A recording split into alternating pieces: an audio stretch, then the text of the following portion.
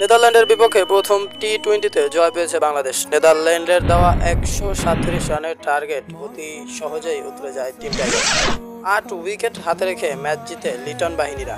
এদিকে 137 রান তাড়া করতে নেমে শুরুতে পারভেজ ইমনের উইকেট হারালেও পাওয়ার প্লেতে 57 রান সংগ্রহ করতে পারে বাংলাদেশ।